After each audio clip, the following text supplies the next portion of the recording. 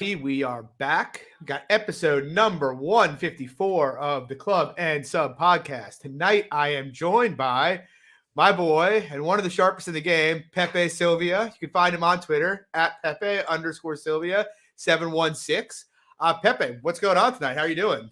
What up, bro? Thanks for having me on. It's been a while, so yeah, good to catch up with you, and hopefully we can make some money on this card. I actually like it quite a bit from a betting perspective, so I'll probably get reverse swept.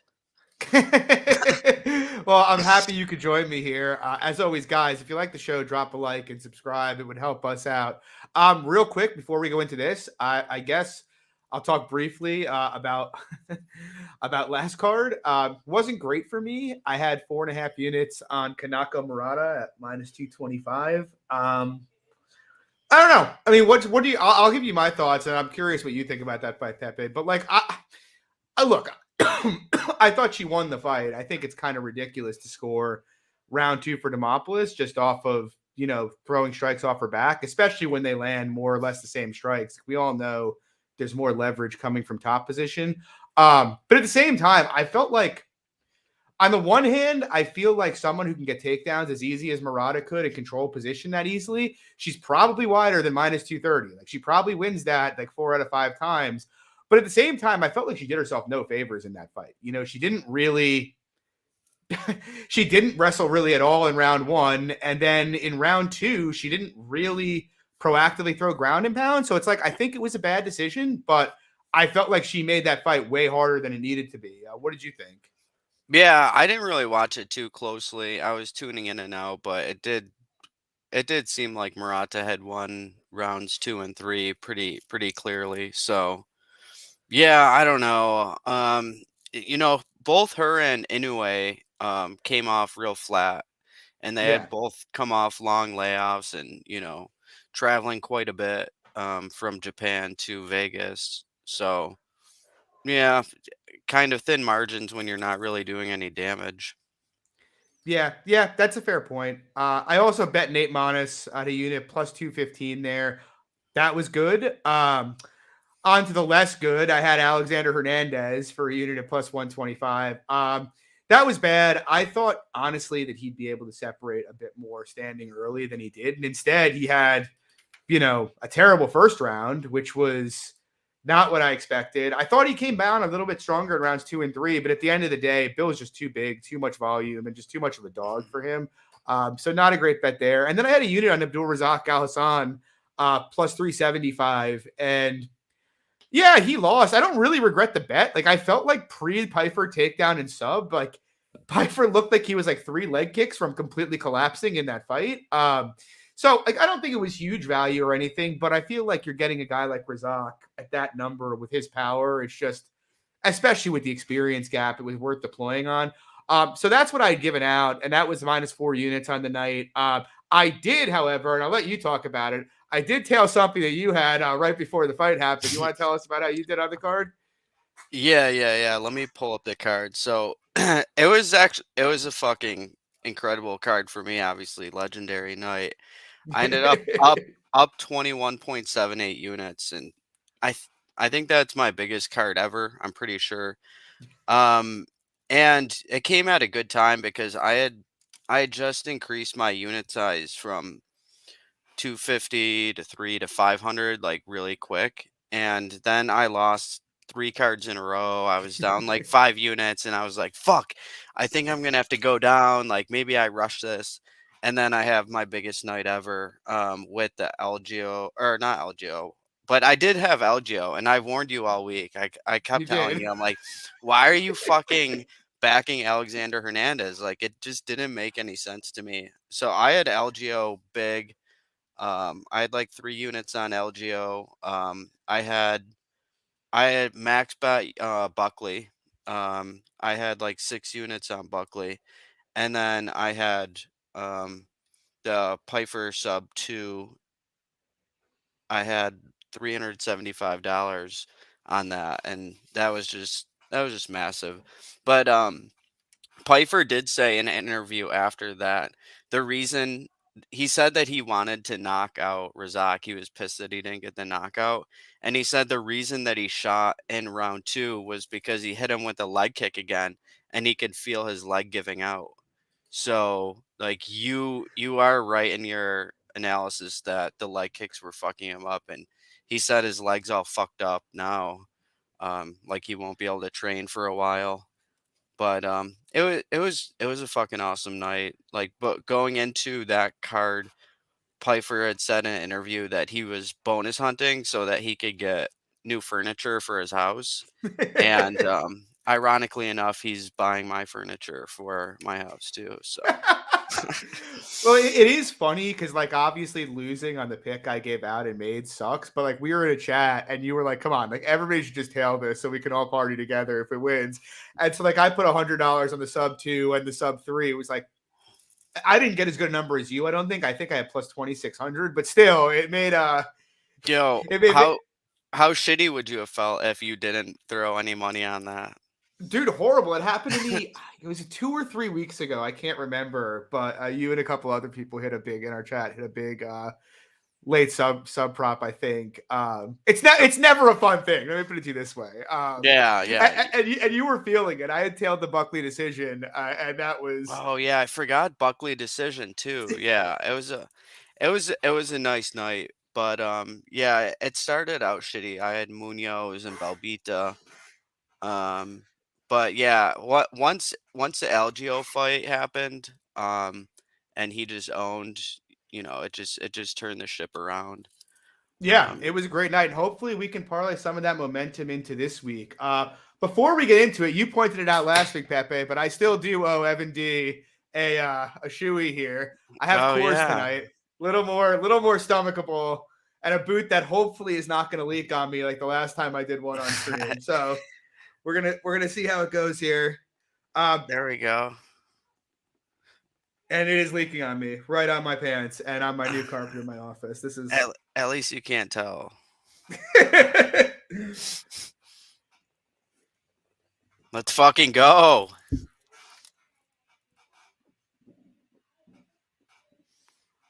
The boot is symbolizing us kicking ass this week. I really hope so.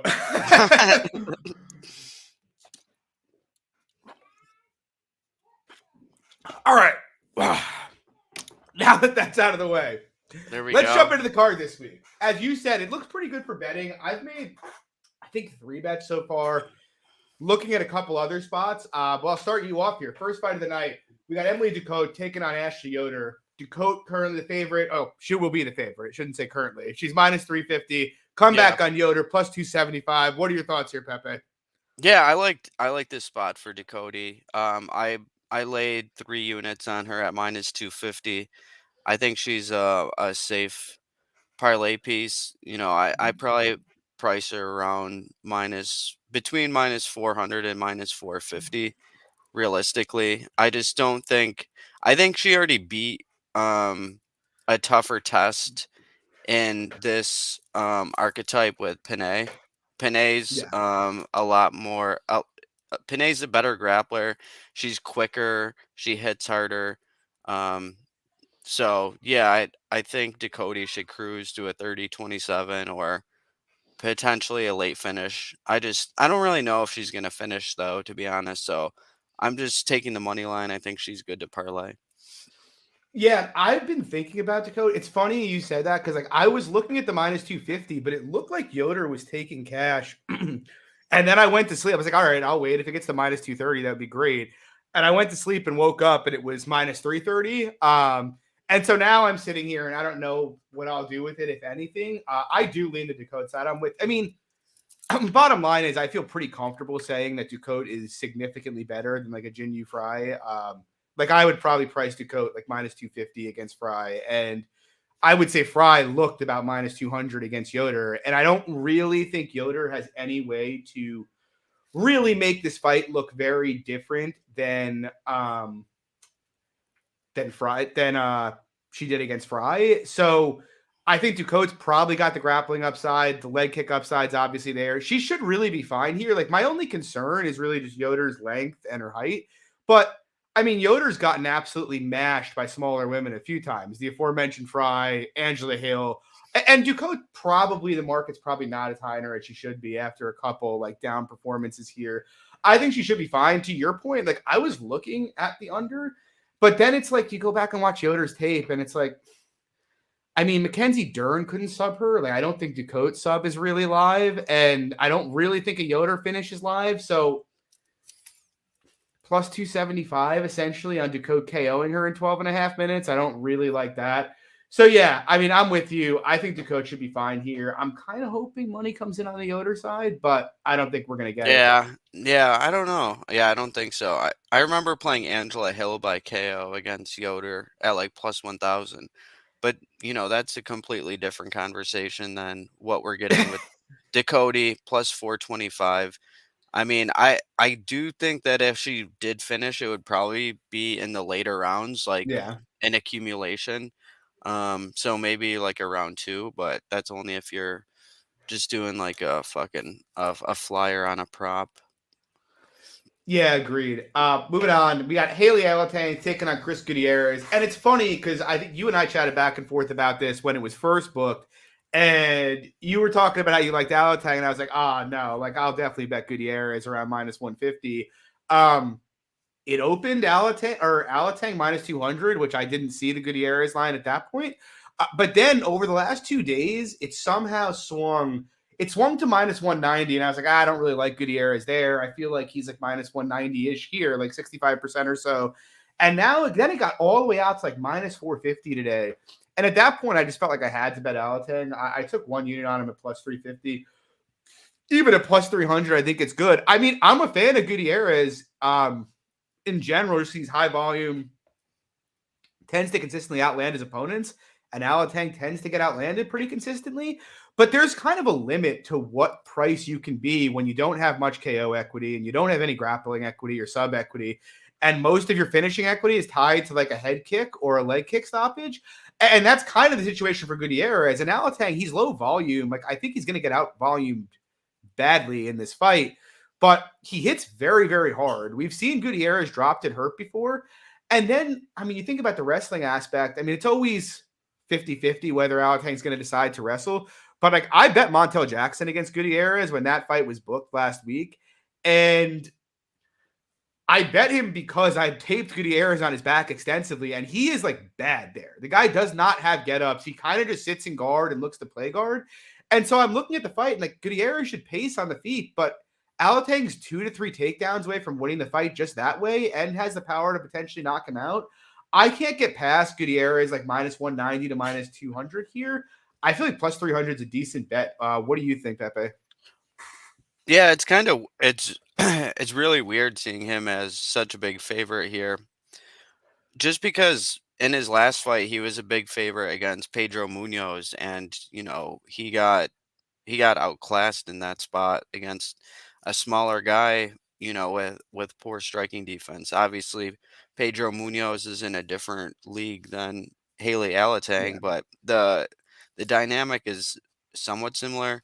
And then, you go back to the Real fight, and he Gutierrez was the underdog to Dana, and he won with the spinning back fist, but like how often is that really happening? I had bet Dana in that spot, and I was happy with my play leading up to the KO. I thought he was taking over, and you know, one of the other things that I was thinking about for this fight was they're in the smaller cage, so it's gonna limit Gutierrez's movement, Yeah. and yeah, he's gonna be able to use his length on Dana, or not on Dana, on Alateng, but Alateng, like you said, he has the wrestling in his back pocket. He pushes forward. Um, so yeah, Gutierrez was minus 300 against Durden. He went to a draw. Pick him with Morales. Um, minus 122 to Ewell. Minus 300 to Kolaris. And the Kolaris fight was a split decision. He's going to split with Felipe Kolaris. So yeah, I think this fight should be close. So I like a bet on Alateng too. Yeah, agreed. I'll stick with you here. Moving on. We have a Kind of a weird fight here. We got a debutante, Melissa Dixon. She's 5-0. She's going off at -150, taking on Irina Alekseeva, 5-1. She's coming back +130 here, coming off a submission of Stephanie Egger. What are your thoughts, Pepe? So, originally when looking back at this Alekseeva chick, I think they brought her in to lose to Egger, and then she pulled off that meme knee bar submission. And so then they price her as so they opened her as a big favorite to Dixon. And Dixon I was familiar with from Aries. I had taped her twice. Um and I like Dixon's game a decent bit. I mean, she's not a prospect because she's a bit older, but Yeah. what I like about her is she's super durable and she can fight through adversity, and she's a brown belt. So I'm not really worried about her getting submitted by Alekseeva. Alekseeva has Yeah. fought some absolute cans and not submitted them. So I'm not worried about a meme submission early. And I favor Dixon cardio wise. I favor her in making the better grappling decisions. Alekseeva is super sloppy with her grappling. I could see Dixon getting a bunch of top time, um, working her ground and pound in. I do think it might be a little rough for her early. Alekseeva's okay on the feet, and Dixon's striking defense is just really bad. So I think Alekseeva's going to land early, and then they're going to clinch up. Dixon is good in the clinch, and then the grappling begins, and I like Dixon's grappling over Alekseeva's, and I see her getting a late finish, a TKO finish in rounds 2 or 3. Yeah, I mean, I more or less agree. I didn't tape this till Dixon was already at -150, which kind of spooks me a bit with like a debutante being priced where she is. But it's funny you bring up the Egger fight because I think I said on here that Egger was probably value at the price and like you could justify laying it.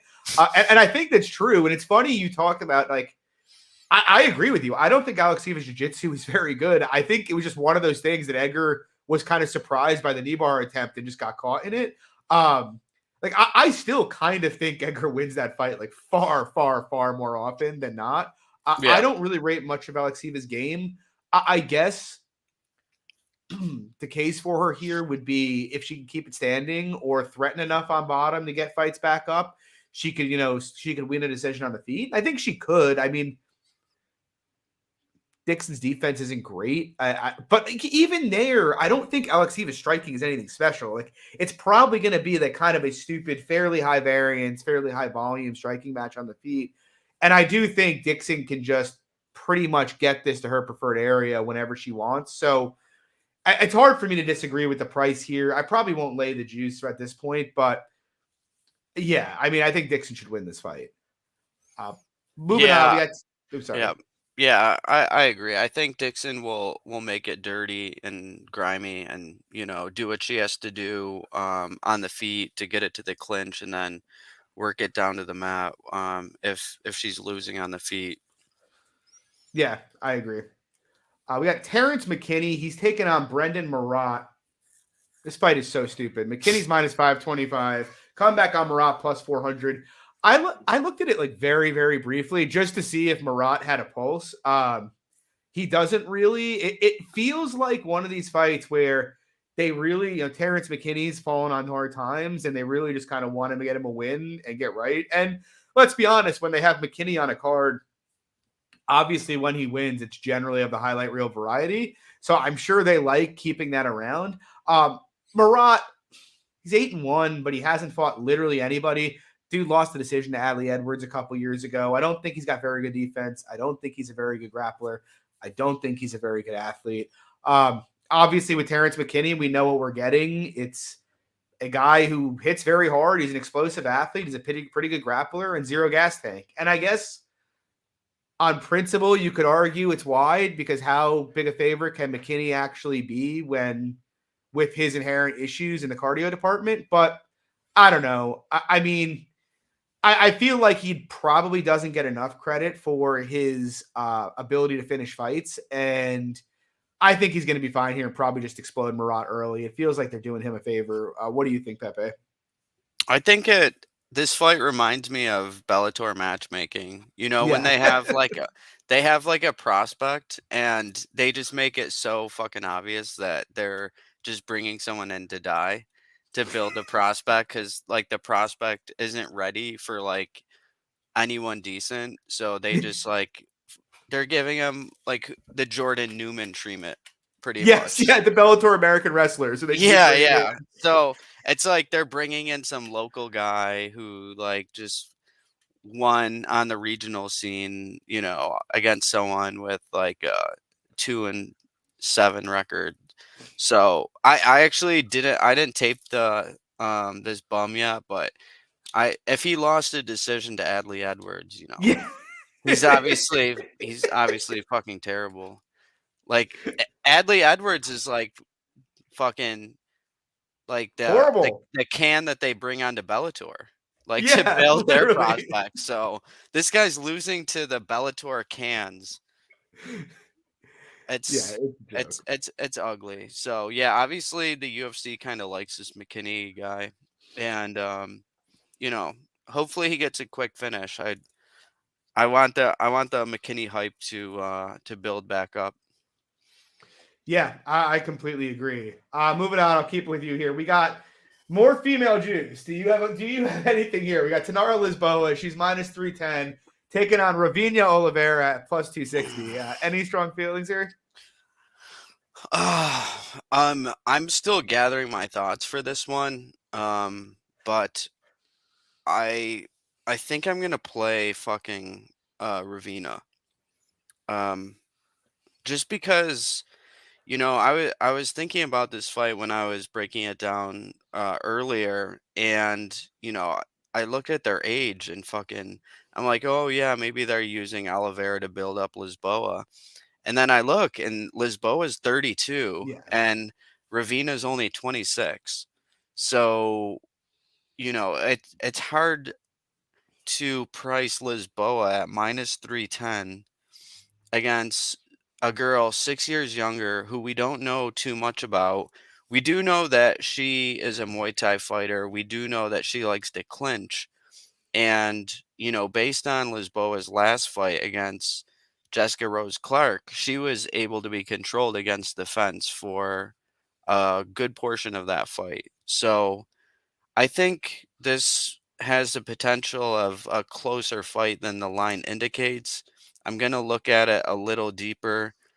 It seems like a lot of people seem to like the under, but I don't really I'm not seeing that. I think the over is sharp and Ravina is sharp and maybe the Ravina by decision, but I want to look into tape a little bit more and just before I finalize anything. What do you think? Yeah, it's like it's a weird fight, and I have a somewhat similar sentiment just because I mean, I was very anti Lisboa going into her fight with Jessica Rose Clark, just because I mean, Lisboa was a woman who was a Muay Thai pro till like 26 and then went into MMA. So she started MMA late. Obviously, she's got very good physicality for women's MMA, which is a cheat code. But even though she was out striking Clark, she wasn't really blowing me away on the feet. And Clark's not much of a striker to begin with. And it just kind of seemed like a fight where, I mean, Clark wilted pretty fast. And there is some footage regionally, man. I mean, it's a way back, but of Lisboa just getting tapped out pretty quick by Norma Dumont. And then other than that, like that's your sample. It's she gets tapped out by Dumont in her first fight. She beats Clark in her most recent fight. But other than that, she's fought nothing but bums. And so the question is, it's like Jessica Rose Clark, everybody was talking about she's been changing camp. She's on the way out. She more or less confirmed that herself after she lost that fight. We're now in the territory where we're putting her into like that super prospect, status where she's getting Natalia Silva lines like minus 300. And to your point, she's 32. Whereas on the other side, I couldn't find like that much relevant tape on Ravinia, which is kind of like bugging me.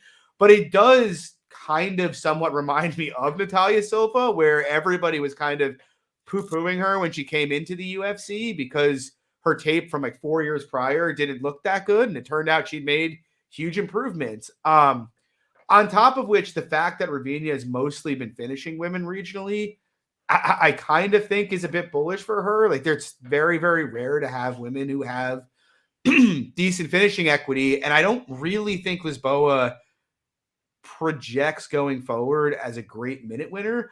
But all that said, I lean to the Lisboa side to win the fight just because I watched Lisboa solidly beat a UFC veteran, and that's generally going to be enough for me to lean her way. I just haven't decided. I could only bet Ravinia here just because I'm still not really sold on Lisboa as a prospect, but I don't really feel super strong about it. Yeah, I feel like the Lisboa ITD at like minus 130 is square. And It's ridiculous. I mean, if you think about like women, how often women finish in WMMA. yeah, I think the more I think about it, the more I'm liking this the Oliveira side, to be honest. And also, if you think about just in general, in that same vein, like women who finish a lot in women's MMA, they're generally like great submission grapplers. And I know Lisboa is sub Jessica Rose Clark, but she is not like a black belt grappler at all. She's probably like a blue belt, maybe a purple belt. That seemed to just be more Jessica Rose Clark wanting a way out at the end of that fight. To me, like I like the idea of going with overs here. Yeah, I think I'm gonna play some Ravina, some over, and some Ravina decision, and just try to fade the ITD. Yeah, Jessica Rose Clark sucks too. And she's a quitter. Yeah, exactly. That choke wasn't even really locked in. So, and then another thing that I was thinking about was fucking Lisboa lost to Lorani Santos, who is just on the Bellator card, and and Santos got beat by that 3-3 bum, Jackie Cataline or whatever. Yes, yeah. So, Who is terrible. Who yeah, is not good. exactly. And that fight, I mean, it was 3 years ago, which if Lisboa was like 25, I feel like you kind of give more leeway there. But the fact that she's 32, it's like, how much did you really improve? Like at 29 to 32? If anything, I would think you might have deteriorated somewhat physically. Yeah. So. Yeah, I just locked in some Oliveira as we were breaking it down. But anyway, moving on. We got Darren the Damage Elkins. He's taking on TJ Brown. Current price, Brown minus 180, Elkins plus 155. I bet Elkins at plus 170. I also bet under 2.5 at plus 130 here. I'm considering dabbling in some Elkins like 2-3 props. And I guess my view is, and everything I keep hearing about Elkins is how washed he is. And yeah, I mean, he's 39. If Elkins shows up in like the worst form of his career here and just looks done, I'm not really surprised at it. But at the same time, I feel like you have to contextualize the matchup a bit and also just kind of contextualize Elkins' recent past. He looked horrible against Jonathan Pierce, but in my opinion anyway, I feel as if Jonathan Pierce would do the exact same thing or worse to TJ Brown. Like, Jonathan Pierce is a really, really good grappler and is incredibly physically strong. Prior to that, I mean, in his last 5, Elkins is 3-2. It's not like he's someone who's 1-4 in his last 5 and has been KO'd 3 times. Obviously, with Elkins, he's always had horrible optics on the feet because he has bad defense and he bleeds very easily. But I kind of think that's led to him being pretty persistently undervalued throughout his career. You know, the guy, you know what you're getting out of him. He's going to throw a lot of strikes and he's going to attempt a ton of takedowns. And on the Brown side, it's like you kind of know what you're getting out of him too. Brown's a talented fighter, but he's got terrible takedown defense. He makes terrible, terrible decisions in the grappling, and he has a tendency to wilt when things go poorly for him. And so I look at them next to each other, and I feel there's a chance Elkins is finished here and Brown just blows him out of the water standing early in this fight. But if that's not the case and the fight extends, I feel like pretty confident Elkins is going to get takedowns here. I would be a little bit surprised for him to get out grappled by Brown. Like, I think he'd have to be really, really far gone for that to happen. And with that being the case, it's like I'm getting Darren Elkins, who's more experienced. He's fought better guys. He's got better wins. He's a better grappler. He's a better decision maker in the octagon. And he's wrestling a guy here who defends takedowns at 30% for his career. And I mean, it's not like Brown defends him at 30% off of like some fight with an elite wrestler. Like Eric Silva went 3 for 4 on takedowns 2 fights ago. TJ Brown is a bad defensive grappler. And he gives up position constantly. And so my view is the best way to approach it. Like I took some under. Like if Elkins is shot, he's probably getting finished anyway. But if he's not, I think he wins this fight at a decent clip. And I also think Elkins, if he's not completely shot, probably finishes at a decent clip himself. So like, I'm kind of happy to fade the Brown decision here. What are your thoughts? Yeah, when I first thought about the matchup pre-tape, I thought I was gonna like TJ Brown, and then once I taped it, I realized that Elkins was the side, but I missed the best of the line, so I don't know. I don't know if I want to get involved on the Elkins money line side. The thing that it comes down to with TJ Brown is, and why I think Elkins could win is with how bad his takedown defense is.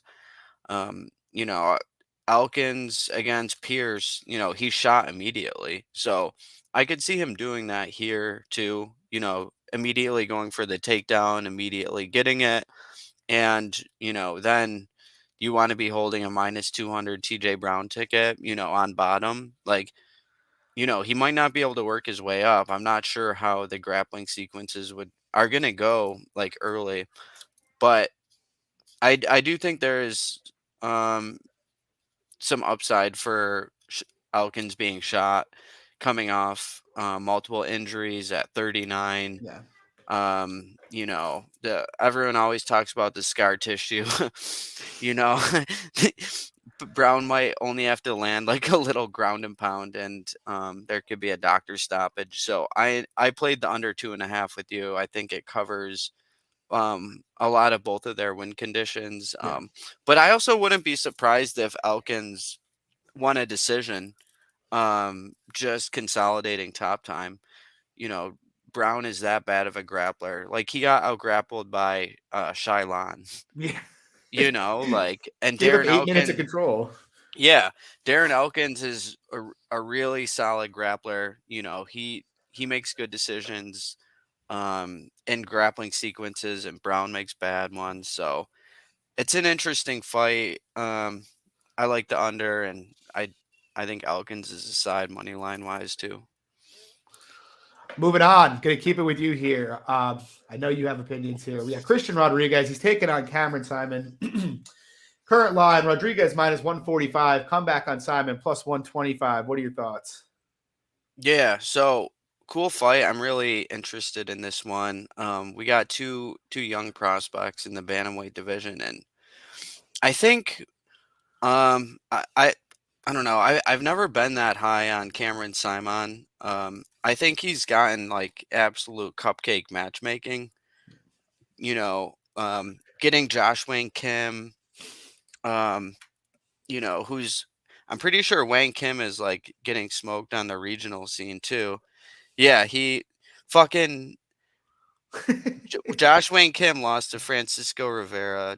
Who's like 41. Yeah, exactly. And then he gets Steven Kozlow, who's another regional fighter with 1 round of cardio. And then he gets Terrence Mitchell and Mana Martinez. And I am not a Mana Martinez guy whatsoever. I think the guy stinks. I bet Brandon Davis against him. Um, you know, he's getting fucking his ass kicked by Ronnie Lawrence on the feet, which is a bad look.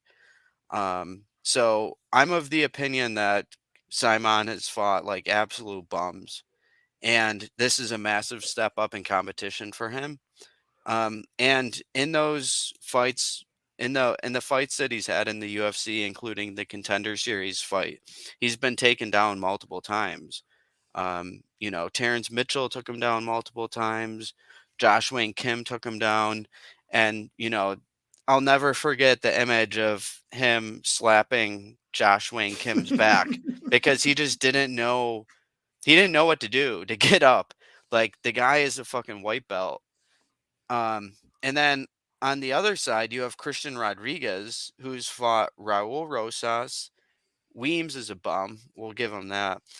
And then JSP, who's a fucking, borderline ranked guy at 145. And C Rod was keeping up with Jonathan Pierce.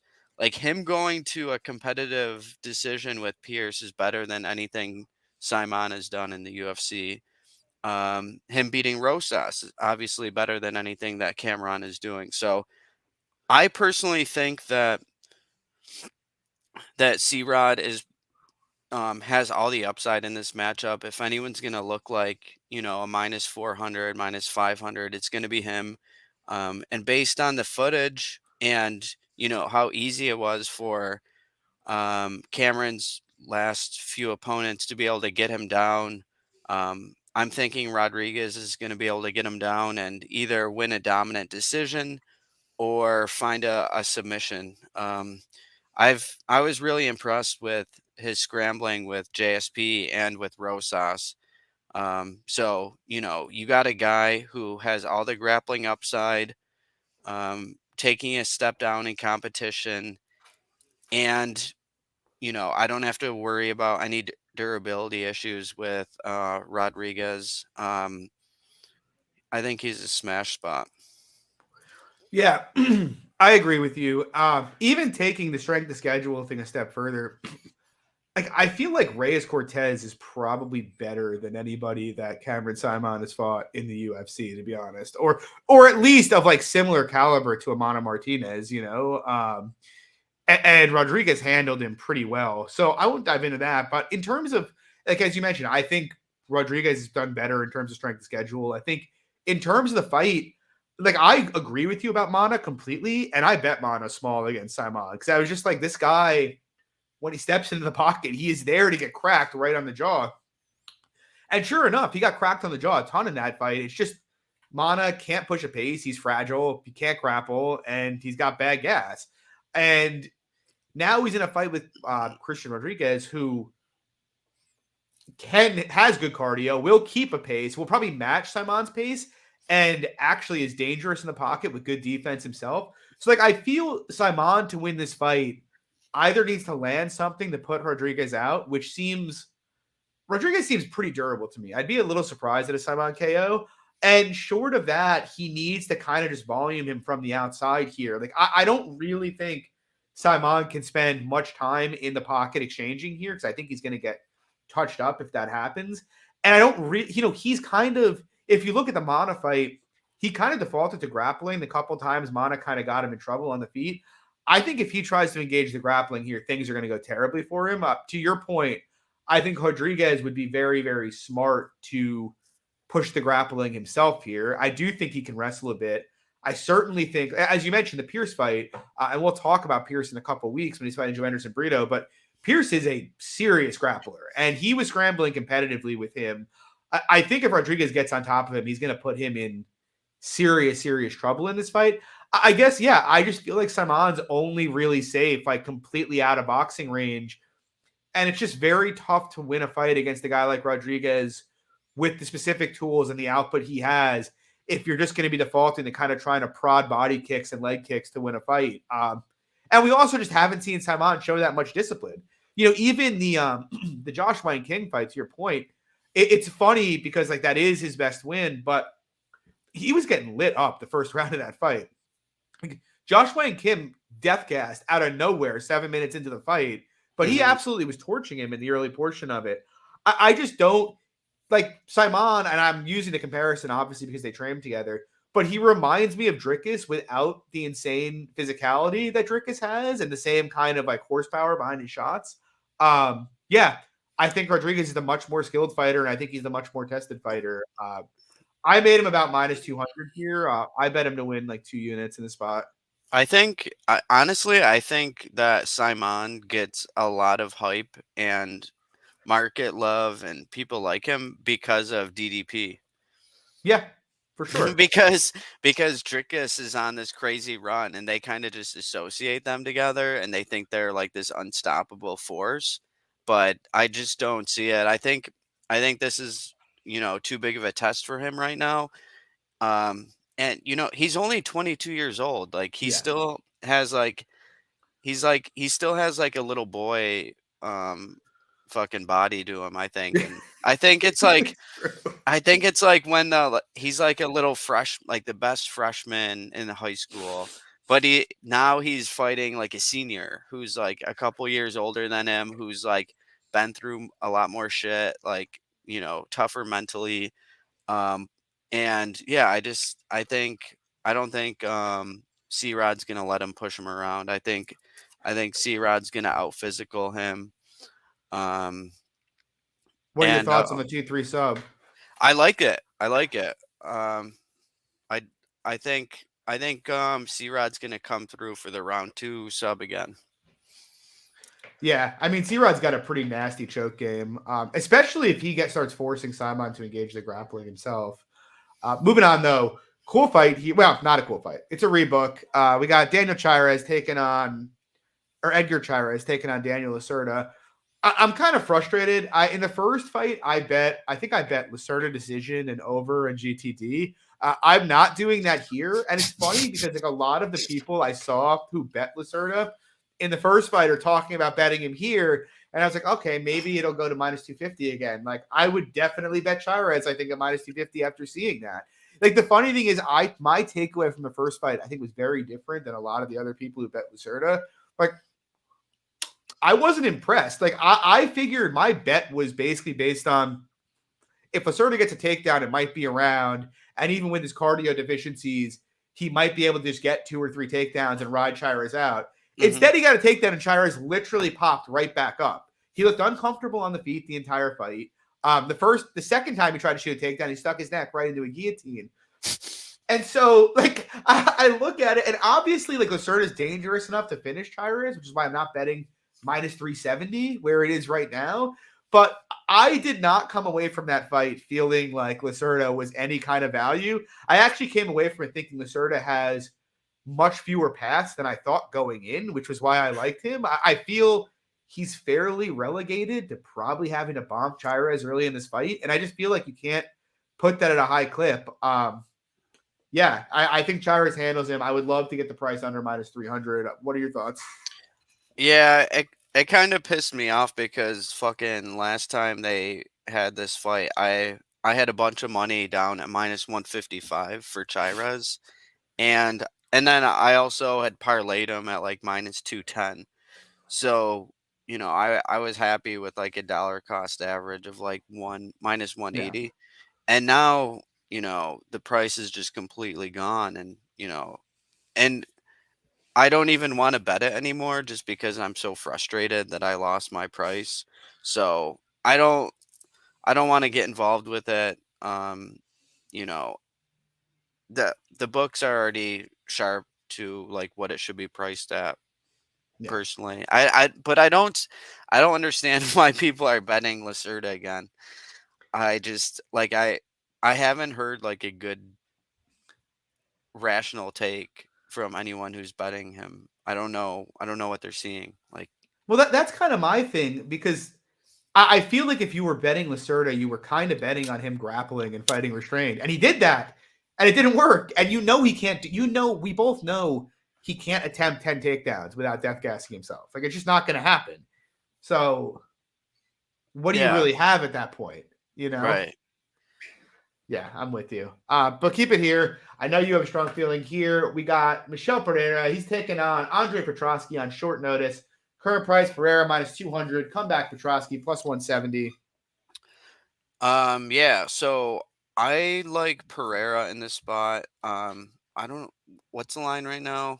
Minus 200. Yeah. So yeah, I played him at like minus 135 or something. So it's obviously a different conversation. I don't think I would play him at minus 200 personally. Yeah. Um, I think I just think it's a bad stylistic matchup for Petroski. And like we were talking about with the C Rod fight, I think that Pereira's a massive step up in competition for Petroski. Um, Petroski is, you would think that he's younger than Pereira since he has such little experience, but He's actually 2 years older. He's 32. And my problem with him is that he wilts under adversity. He's done that multiple times. And his striking is like so rigid and slow that I think Pereira should be able to just dance around him, use his teep kick to the body, slow Petroski down even more. And I'm kind of bullish on Pereira at 185. You would think that since he's going up to 185, he'd be giving up a lot of size, but he's actually taller than Petroski and longer. So yeah, I think Petroski or Pereira's athleticism should be able to carry him in this fight. His striking is much better, a lot cleaner. I like his cardio better. So yeah, I think he's gonna fuck him up early. I think if he gets taken down early, I think he'll work his way back up, gas the tank of Petroski. I think it kind of will look a bit like the Aaron Jeffrey fight where he might get a takedown or two early, but Pereira will work his way up, you know, beat him in the clinch. Pereira's got good knees. So Aaron Jeffrey was really fucking him up with his knees. So I could see Pereira doing the same, but I see him finding a finish. What are your thoughts on Probably the 2 to probably 3 the second KO here? round. Yeah, yeah, I like that. But the one thing I will say is um when in the Chaos Williams fight, when Pereira was starting to let off on Chaos towards the end of round 2, he kind of rocked him a little bit, and Chaos like turned his back to him. Fucking Pereira jumped on his back really fucking quick Yeah. and tried to lock in a rear naked choke, and the round ended. So I think the submission is also on the table. And Petroski could potentially just like super gas from the body work and being on short notice and just like give up a submission because he's so tired. So I actually think the sub is live, so I wouldn't limit myself to just the KO. However, obviously the KO is more likely. Yeah, it's funny because before I taped it, I was almost certain I was going to bet Petroski in this spot. Just because I've had, Pereira's moving up to 185. How is he on bottom? We don't know. Petroski's a wrestler. But I mean, I dove into it, and it's just like, first of all, like getting a real read for me on Pereira's defensive grappling is I'm pretty sure has very, very good takedown defense. In terms of his bottom game, though, because I do think he's probably going to get taken down a couple times here. In terms of his bottom game, I just don't. The thing is, the only look we've really seen in the UFC was the Connolly fight, but he was death gassed after doing flips off the cage and whatnot. So it's like I can't put like any stock in that. And then the only other time he was ever held down for a significant amount of time was like way back in the day, like 6 years ago by Vagayev, like regionally. And like Vagayev's like murking people in ACA. Like he's a better MMA grappler than Andre Petroski is. And Pereira was like 23 years old. And so it's like now, so there's a lack of data there. Plus, he's been in Vegas the last year and a half. Like he's actually getting real training now. And he's the better athlete by a lot. So like Petroski wasn't holding down Wellington Turman, and Carl Roberson held down Wellington Turman. So it's like, I don't know how likely he is to hold him down. It's still enough of a question for me to not really like Pereira here. But then like the Petroski side, and to your point, Pepe, like you look at like who Petroski beat, and like I kept having the Turman fight in my head, like, oh, that's a pretty good win. But you look at the rest of his fights, and it's like he caught a guillotine against Maximov. He beat Michael Gilmore. He beat Hu Yaozong. The dude has literally beaten nobody of consequence, like in his career outside of Turman. And so like I kind of view it as like that's his best case is he forces the grappling hard enough that they're both death gas, and he can weasel a fight out that way. The thing is, I'm not even sure he really looked like a favorite against Turman. Like that, he got 8 takedowns in that fight, and I feel like you could make an argument that Turman won the fight. So, I mean, Pereira hits a lot harder than Turman. He's a lot more tested. He's definitely got better takedown defense. And Petroski on the feet, man, like this dude, he cannot strike at all. Like GM3 just basically clowned him for most of that and ripped my ticket there. I had plus 275 GM3, which sucked. But yeah, I mean, I wanted to bet Petroski because anytime I could bet like a wrestler against like, because just kind of an outfighting kickboxer, I want to do it. I really do not think Petroski is it at all. I actually think the minus 200 is pretty much about right. Like I feel like the downside, like the tail risk on the Pereira side, as it turns out, he is just really bad on bottom. But it's like the upside. If Pereira can just easily hop up, he's going to be like minus 500 here. So yeah, it's funny because like a couple of years ago, Pereira was like training by like running through the fields and like yeah. fucking like fighting with like horses in Brazil and like fucking like riding animals and stuff. And now he's in the PI like hooked up to the machines and like dude. So like I think we might see like an even better version of him. And he looks a lot older. Like you think he's like 37 or something, but apparently he's only 30. And you know I didn't you think Petroski was younger than him? I thought Petroski was like 26, to be honest with you. I was Yeah. pretty surprised to see that. Yeah, I know. It's this fight and the Lisboa one. I was like, what? Lisboa's 32, Petroski's 32. It's like, But Petroski did 4 years in college, I think. So it's like kind of makes sense. Like a lot of those college wrestlers end up older. yeah. But yeah. Moving on, we got Jonathan Martinez. He's taking on Adrian Yanez. Current price, Martinez minus 123. Comeback on Yanez plus 103. I actually might be about to bet Yanez right now because I've been watching that line and it looks like it might have finally topped on the Yanez side. I like Yanez here a decent amount. I think there are some dangers in this fight for him. Obviously, Jonathan Martinez, very, very dangerous kicker out of southpaw. And that's kind of his bread and butter. Like the guy really excels when guys kind of give him space to fight. And initially, I was kind of nervous about it because, I mean, you look at Yanez, he's a boxer. He's very, very heavy on the lead leg. And he does seem kickable. And so, like, I taped it pretty deep. But when he's fought guys who have, when you have a kicker like Martinez fighting you, you really want the guy fighting them to pressure hard and force the pocket. But unfortunately, a lot of these guys, like Vince Morales, for instance, who I bet against Martinez, they start getting kicked. And for whatever reason, they just kind of back off and just let themselves stay in kicking range. But Yanez, actually, if you go back to regionally, he fought Kyle Estrada, and Estrada was kicking the shit out of his leg early in that fight. And he basically is 2 minutes in, he just started pressuring him immediately and for the entire fight. Davey Grant fight, similar thing happened. Grant was kicking him a lot early, and then Yanez started pressuring heavily. And I kind of suspect that's what's going to happen here. And, in the pocket, it's an interesting fight because I feel like it's like the knees and like body kicks of Martinez are like the real danger in that range. But I don't actually think Martinez has that much danger with his hands. My big concern with Yanez has always been that he is very, very hittable, but I think he can kind of parry and just roll Martinez's shots inside fairly easily. And I think if he gets inside on Martinez, he's going to tee off like pretty hard on him. And I still have a few questions about Martinez's durability. So like from that perspective, like I think Yanez is going to go forward. And I think if he does, I don't think there's much Martinez can really, he obviously can win, but I don't think there's much he can do to deter Yanez from going forward. Like he doesn't have a jab. He doesn't really teep much. It's mostly like roundhouse body kicks. So Yanez should be able to get inside. And personally, I just favor Yanez in that range a lot more. On top of which, I kind of feel like the market's overcorrecting a bit hard here. Like Yanez has been like turbo chalk in most of his recent fights. Closed minus 275 with Davey Grant.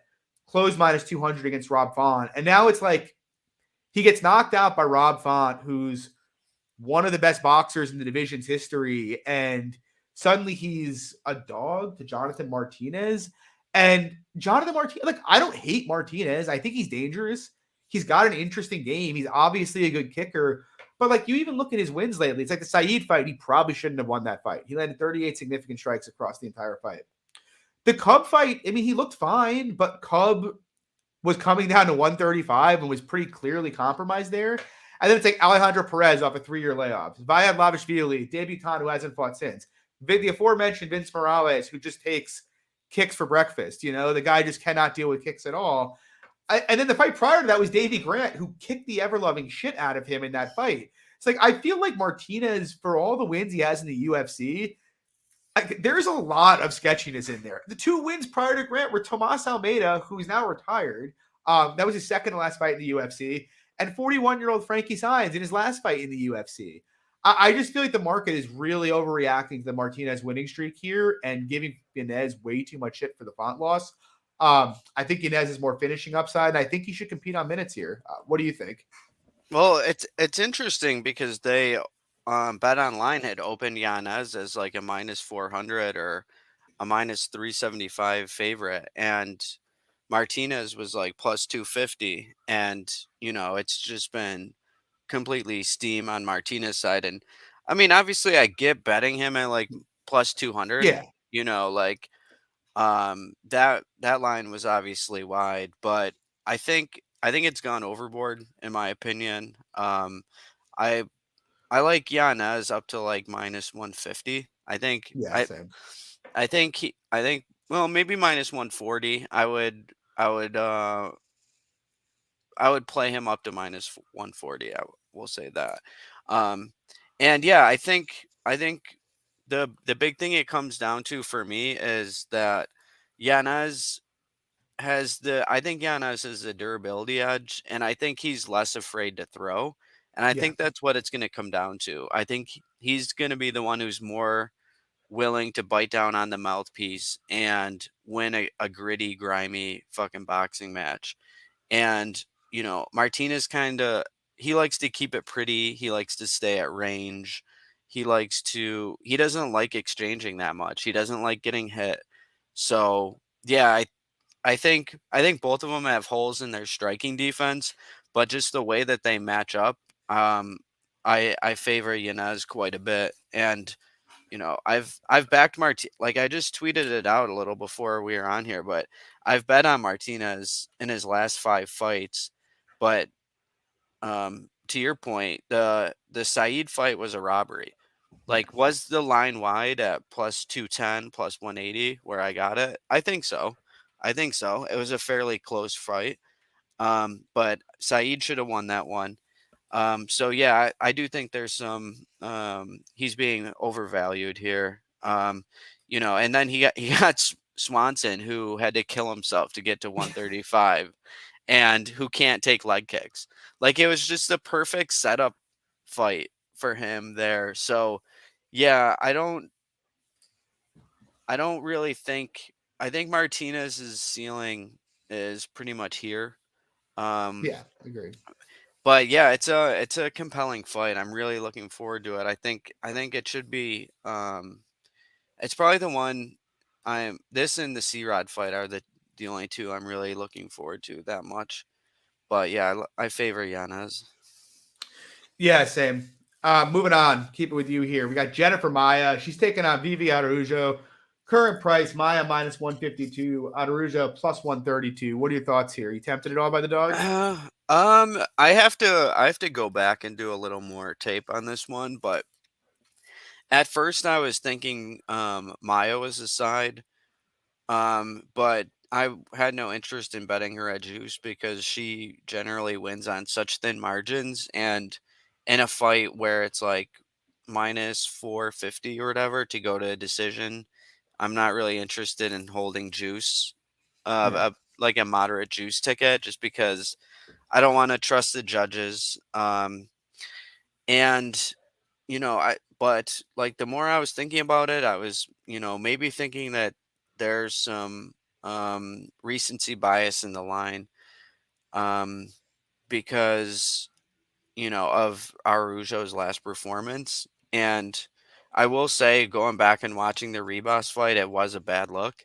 Getting dropped by Rebus in round 2, pretty much dominated the whole fight, is not something you want to see. Rebus isn't known for her striking really. So, generally, I know a lot of people liked Viviana in that fight, and, she just got completely outclassed, and she's getting older. But then I was thinking about the Grasso fight, she looked a lot better. yeah, So I thought she was pretty competitive with Grasso. So it's kind of hard to make her like a moderate underdog to Jennifer Maia. But yeah, I'm not super tempted on betting it yet. I don't know. What's your read on it?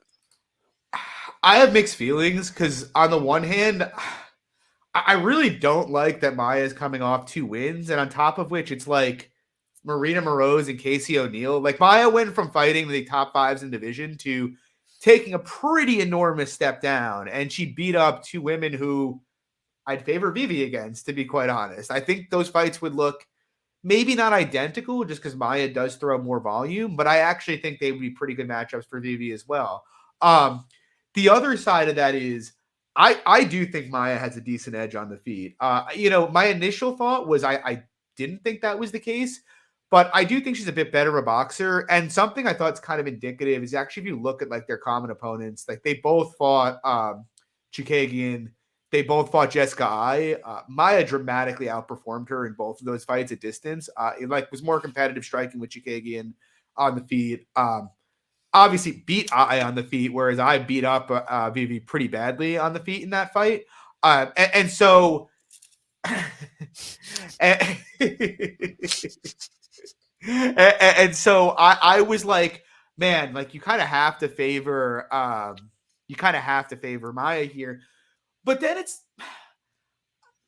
you go back and you watch Vivi and Andrea Lee, and Vivi looked great in that fight. Attempted a bunch of takedowns, controlled her. And you look at Maia on bottom, and like Maia's got some decent sweeps, and she'll attempt subs from bottom, but she doesn't really have a coherent get-up game. And Vivi's actually pretty good on top, and I don't think is likely to get swept if she's on top. And I kind of think that's a pretty clear path to victory for Araujo if she goes for it. I don't know if she will or not, because I kind of expected she would grapple more against Alexa, because it seemed like, the most plausible path for her in that fight, and she seemed pretty content to stand. But it does seem like I favor Maia moderately on the feet, and I would expect her to win that fight at like a 55-60% clip if they're just standing for 15. But like I don't think I would ever say Maia is like minus 300 standing, Whereas there is like a legitimately like coherent world where Vivi gets 3 takedowns and like 10 minutes of control and wins a fairly easy decision here. So I don't know. Like I'm torn because Vivi has, to your point, the Ribas fight did look bad, but I feel like no one's talking about that, and everybody's just kind of assuming because Maia beat O'Neill, Vivi can't grapple her, even though Casey O'Neill didn't attempt a single takedown in that fight. I don't know. I kind of lean the Vivi side, but I don't feel very good about it. It's very weird, I also don't think that Maia looked good in the Jessica Ai fight either. And I bet Maia there or I there. Yeah, and Jessica Ai was putting her on the back foot and pushing the pace. I actually thought that Jessica won that fight. Same. And yeah, Maia was a big favorite. I don't know. I think she's a tad overrated. Like, I liked it better as a dog.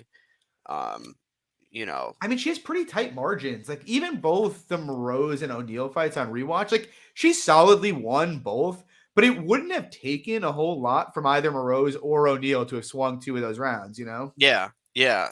Like the fight could come down to, one strike in one of the rounds. I just see it as a super close fight. I think Yeah. I think either of them could get takedowns, and I think if either of them get on top, then the other one's probably not getting up. They both have pretty strong top games, so yeah, I do think it's a super close fight. I don't know why people are enthused about steaming Maia. Every time she gets down to like minus 140, more money comes in on her. So I don't really get it too much. I just think it's a very close fight. I'll say this, and it's more bullish on the Vivi side. Like I don't think Jennifer Maia can bust a grape with her hands, to be honest. She'll throw decent volume. She's a good boxer, but you don't really see her hurting women. Whereas we've seen Vivi hurt a number of people standing, and that kind of feels semi-significant in a fight where margins could be pretty tight. Mm-hmm. So we'll see. Moving on, I'll kick it to you first here. We got the main event. Sodiq Yusuff taking on the legend Edson Barboza. Current price Yusuff minus 161. Comeback Barboza plus 141. What are your thoughts here? So when the line first came out and everything, and I was processing this fight and breaking it down in my head. I thought I was gonna bet Barboza for sure. I haven't been that high on Sadiq. I think he's like a little overrated. His striking defense leaves a bit to be desired. He's low volume. His offensive wrestling isn't good. He's been dropped in multiple fights. The Benitez fight, the Arnold Allen fight, and you know, I I'm not a guy who's high on Arnold Allen either. I think they're both overrated. So Yeah. I've been kind of waiting to fade Sadiq, and I was hoping that this would be the spot, but I don't like the 5 rounds. And Barboza's just been through so many wars, and at his age, um, I just it's not a great spot for him. Like if this was a 3 round fight, I would definitely bet Barboza, but I don't like the 5 round for him, with the age and athletic disparity. I can't be betting against black guys anymore, so you know that. Especially after King Bobby Green, baby. Jesus Christ. Martin Luther King Bobby Green. Um I mean, no one saw that coming. Yeah, so I don't know. I tend to think it's going to be like a low volume kickboxing match, and if there's any grappling, it's going to be Sadiq, but he's not dangerous. And when Barboza gets taken down, he just shells up and Yeah. survives. So I think I wouldn't be surprised if like a whole fucking round is gone with Sadiq on top. So I like the over actually. Like a lot of people were talking about the under, and it could be a dangerous fight for either. And they both have shown some durability concerns. I just see more of like a low tempo kickboxing match, and some mild upside grappling for Sadiq. But yeah, I favor the over, and I lean to Sadiq. But I'm gonna do a little more tape. I haven't been the best at betting Barboza. I had him against Giga. Um, Same. who else? There wasn't. Oh, I had Burgos against Barboza. I did have Barboza against Billy Q. As much as that hurt, but yeah, yeah. I think he's just too old. He's worn too much damage for me to trust him in a 5 round fight. What do you think? Yeah, it's funny. I had bet Barboza last week at plus 165. But I actually cashed it out this morning down at Sadiq minus 162. I mean, intuitively and instinctively, skill wise, I think Barboza is a better fighter. Like I do. He's a bit faster, a bit more diverse with his striking. I agree with you. If Barboza ends up on his back, I don't think he'd get finished there, but he does tend to shell up. And like Barboza just doesn't get off his back. But I don't think Sadiq is capable of like process grappling Barboza. I just don't think he's a very good wrestler. But at the same time, like looking at all of that, and honestly, and I said this to you last week, I was like, even looking back at Sadiq's fights, I feel like he's kind of gotten worse from where he was at his best. Like he looked really bad to me in the Chairez fight. But at the same time, it's like something I've noticed that I've made a consistent mistake of this year is like betting that, there are old guys like you can bet, like I mentioned Darren Elkins early on this card, but like I know what Darren Elkins is going to do. He's going to come out and, he may have no more chin, but he's going to attempt 10 to 15 takedowns, if he has his way, he's not going to have to worry about exchanging much in space. Barboza, he's 37. He's taken a fair amount of damage. And like I went to retape it a bit, and I honestly rewatching the Billy Q fight, and I bet him there too. He did start to look a little wobbly, like 3.5, 4 minutes into the fight, like not like hurt, but it looked like he was expending like a lot of energy. And if you go back to the last time he went deep in a 5 round fight, wasn't even deep. I mean, it was the Giga fight, but he did not look like much fresher than Giga in round 3 of that fight, which is kind of hugely concerning because I feel while I don't love Sadiq's skill set, I feel like Sadiq's already shown us he's got pretty good cardio. Like I was moderately impressed with his performance against Allen just because, he pushed a pace pretty much for 3 straight rounds there and still looked fine like towards the end of it. And so like I do trust him down the stretch here. Any slip, like Barboza throws a ton of kicks and a ton of high kicks. He slips on a kick, that's a round. We don't really know if his chin or speed are going to deteriorate further one fight later at his age. And then the last thing, and I was still, even with all of that, I was like, you know what? I still think he's the much better fighter. He should be better. I think Sadiq's chinny and can be hurt. But like rewatching the Burgos fight, something I noticed that no one's really talked about. Burgos started ripping his own leg kicks about 5.5 minutes into that fight, and Barboza really did not like them. Like you could see it, and I'd seen a lot of people be like, "Oh, what is Sadiq going to kick the kicker?" And I kind of said the same thing myself. I was like, "Oh, he's not going to outkick Barboza," and it's like, well, he doesn't have to be the better kicker though. Sadiq throws heavy kicks. If he can tank Barboza's kicks and Barboza can't tank his, it doesn't really matter who the better kicker is in the fight. And it's like that was pretty concerning for me, and it just feels like there's a lot of like macro headwinds in Sadiq's favor here. He's much younger. He's fought a lot less over the last 3 years. Like I feel like the room for Sadiq having made significant improvements is there. Whereas it's only going one way for Barboza, and that's downhill at this point. So I just feel like there's no scenario where I can imagine like Barboza coming out and looking minus 300. Like that would be very, very difficult for me to imagine. Whereas, I mean, if he head kicked him, sure, his kicks are fucking nasty, and I mean, he's always live to spark someone. Yeah, I mean, I think he can KO him quick for sure, but I guess I more mean like if anybody's going to show up and look over an extended amount of minutes like a big favorite, I would expect it to be Sadiq and not Barboza.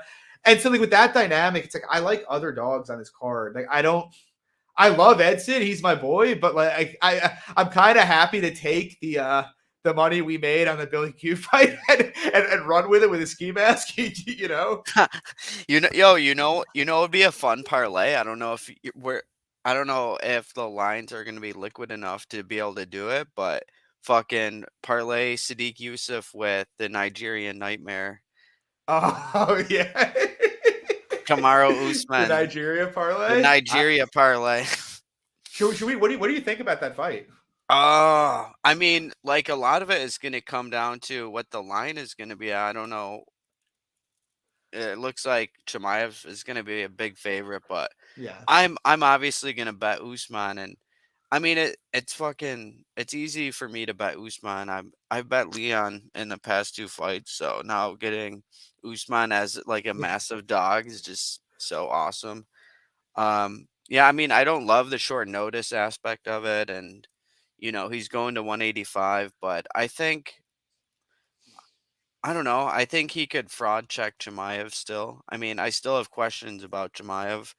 And then especially in an extended fight, like Usman is coming off 2 5-round fights. He's got generally he has really good fight IQ. I think it's a solid fight for him. What I don't like is the short notice, and I don't like that it's in Abu Dhabi, and I don't like that it seems like they're trying to push Chimaev and edge Usman out. Like he's nearing retirement, but I can't ignore, especially at this price, I can't ignore his body of work, and how he could potentially match up with Chimaev.